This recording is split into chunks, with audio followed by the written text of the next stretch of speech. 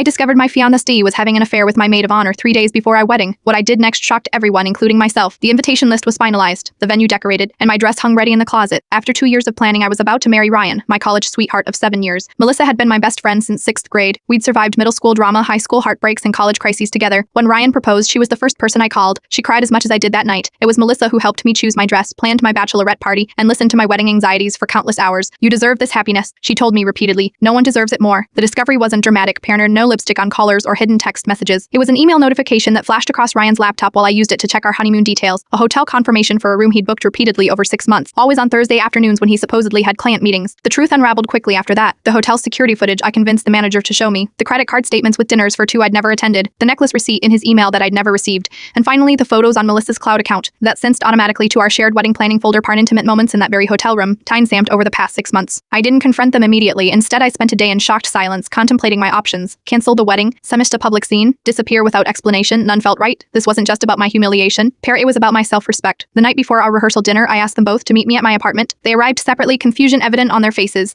Neither knew the other would be there. I know about the affair, I said simply, placing the printed photos on my coffee table. I know it's been happening for 6 months. Ryan immediately began apologizing, tears streaming down his face. Melissa sat frozen, her face drained of color. I am not here for explanations or apologies, I continued, surprised by my own calmness. The wedding will proceed as planned, but I won't be the bride. Their confusion was palpable. Melissa, you've clearly decided Ryan is the person you want, so marry him. The venue is paid for. The guests will be there. I've already called your parents and mine. They know everything. You can't be serious, Ryan whispered. I've never been more serious, I replied. I refuse to waste any more of my life on people who couldn't respect me enough to be honest. The wedding will be your public acknowledgement of what you've been doing behind my back. I left them sitting there and stayed with my sister that night. The next morning, I boarded a flight to Greece, Paris, the destination for what would have been our honeymoon. They didn't go through with the ceremony, of course, but the rehearsal dinner became the stage for their public confession when my father, always protective, announced to everyone why I wasn't there. 2 months later, as I sipped coffee at a small Santorini Casprani, where I'd been working remotely, my phone buzzed with a familiar number. It was Melissa. He cheated on me too, she said without preamble. With his assistant Gabble, right? I found myself smiling, not from satisfaction, but from genuine relief.